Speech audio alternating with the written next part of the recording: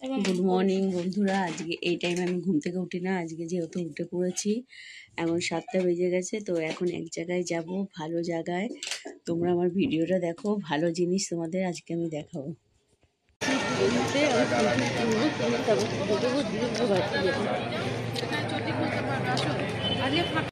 এই যে বড় মন্দিরে ঢুকেছি, এই যে এখন যেটা বলেছিলাম আসবো, তো এসে পুজো দিচ্ছি। আর এখানে যে আসবো যার যার মনে মানে যা যা ইচ্ছা পূর্ণ হয়, আমি প্রত্যেক মাসে একবার করে আসি বড় মার কাছে, এসে পুজো দিই। ছবি ওই যে মাকে যে দেখাচ্ছি, এই যে মাকে যে তোমাদের দেখাচ্ছি, যাদের যাদের মনে যা কামনা আছে চাই আছে, তোমরা সবাই দেখতে পারো মাকে, দেখে যা যা কামনা আছে সব কিছু যা তোমাদের মনে আসবে এসে পুজো দিয়ে বলবে, সবাই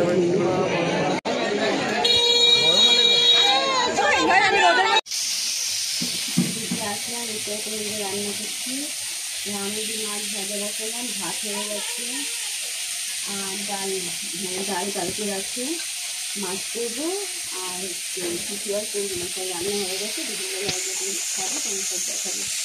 আর সত্যি কথা বলছি, বড় মার কাছে যে আমি যা উপকার পেয়েছি, আমি একটা এখানে মিথ্যা কথা বলছি না।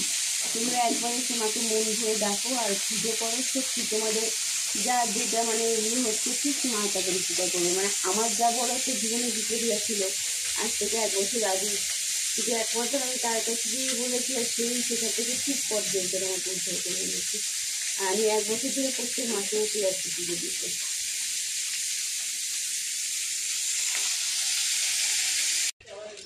বাজারে যাচ্ছি, একটু মুদিখানা মানে মালটা নিয়ে আসি, আর হচ্ছে একটু মাছ টাছ নিয়ে আসি। কেন মুদিখানা মাল আমি আমাদের দোকান থেকে আনতাম, তো অনেকগুলো পয়সা বাকি হয়ে গেছে। কালকে ওই জন্য বলছিলাম মনটা একটু খারাপ, তো তোমাদের দাদা 6,000 টাকা মনে হয়, হ্যাঁ 6,000 টাকা, কিছু কম বেশি হয়েছে সামথিং, কিন্তু 3,000 টাকা দিয়েছি বলে অনেক বছর ধরে মাল খাচ্ছি। তো বললাম এই মাসে একটু প্রবলেম আছে বলে 3,000 টাকা দিয়েছি বলে বলছে টাকা পুরো ক্লিয়ার করবে, তারপর মাল দেবো। তার জন্য ওই দোকান থেকে মাল আনিনি, আমি যেটুকুনি পাচ্ছি বাজার থেকে অল্প অল্প করে নিয়ে আসছি।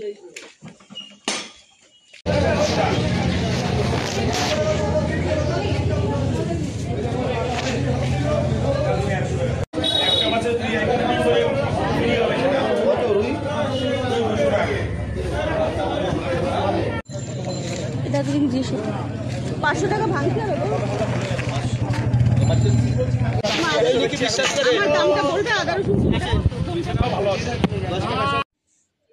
আজকে রান্না করেছি, বেশি কিছু করিনি, কেন পুজো দিতে গেছিলাম। কালকে কচু শাক ছিল, যে কচু শাক, আর কালকে ডাল ছিল, এই যে ডাল মানে জলপাই দিয়ে করেছিলাম। আর এটা হচ্ছে আজকে করেছি আমুদি মাছ, আর ওই যে ফুলকপি আলুর তরকারি করেছি, মানে আমাদেরও নিয়ে গেছে, আর একটুখানি রয়েছে, তো ছোটো মেয়ে খাবে, মাছ খাবে না।